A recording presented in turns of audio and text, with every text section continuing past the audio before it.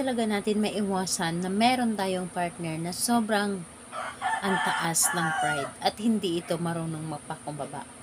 Gusto nyo ba na magpakumbaba siya at hindi na ito mapagmataas? Hello mga guys, kumusta kayo? Panibagong araw, panibagong video na naman tayo. And sa araw na ito ay isa na namang video ang aking ituturo sa inyo na simpleng gabay o simpleng pamamaraan na makakatulong sa atin. At bago ang lahat, gusto ko lang mag-disclaimer sa mga taong hindi naniniwala at hindi gusto ang mga kagaya nitong video. Please skip this video and maghanap kayo ng videos na gustong-gusto nyo dahil ang video na ito ay para lamang ito sa mga taong naniniwala and gusto mag-apply. Sa lahat po ng mga nagko-comment dito sa aking video dito sa loob ng aking channel, mag-iingat sa lahat ng mga nagre-reply sa inyo na dinadala kayo sa kanilang WhatsApp and Imo app upang makaiwas po tayo sa scam. Ngayon po, ituturo ko sa inyo paano magpakumbaba ang inyong partner.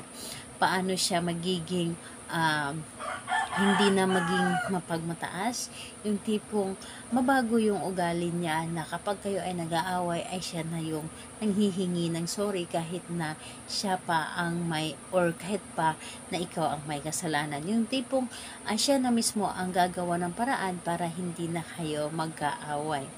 So, dito po ay pwede itong gawin sa parehas ang kasarian, babae ito babae, and lalaki ito lalaki. And syempre naman sa ating babae at lalaki na mag-partner. And dito po, ang kailangan natin dito ihanda is kailangan mo lamang dito ng panulat at kailangan mo lang din dito ng sibuyas. Pwedeng puti po na sibuyas kung ano po ang meron kayo.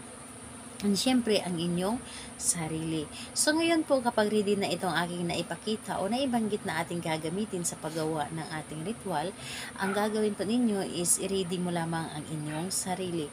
I-ready mo ang inyong sarili na siguraduhin po ninyo na hindi ka nagdududa sa isang ritual na inyong gagawin.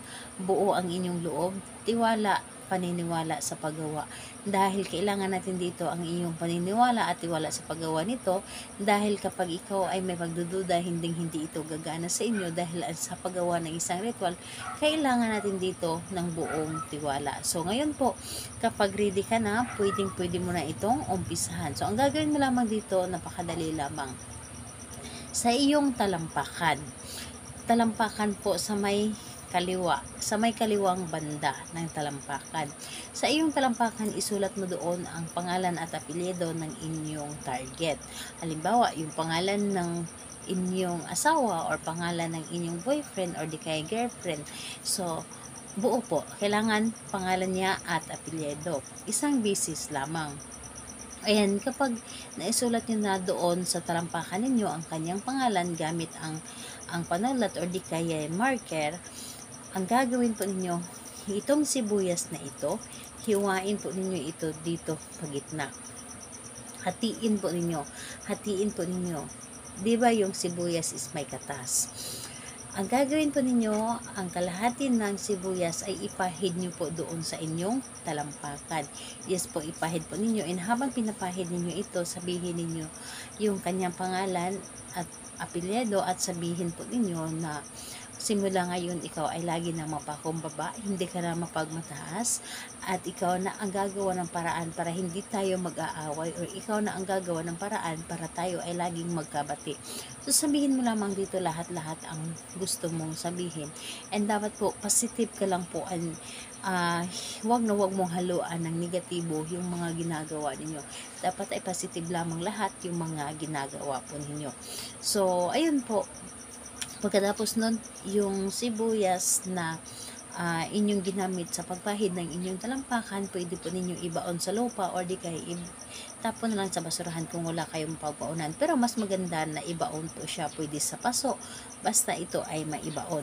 And yung kalahati, pwede nyo pa yung gamitin sa pagluluto.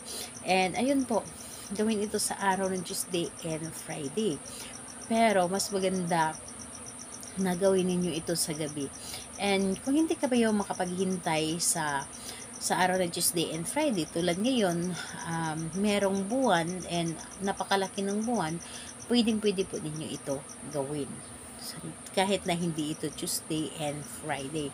So, ayun po, yun lamang ang aking ituturo sa ngayon. Salamat po sa inyo. Bye bye everyone. God bless us all.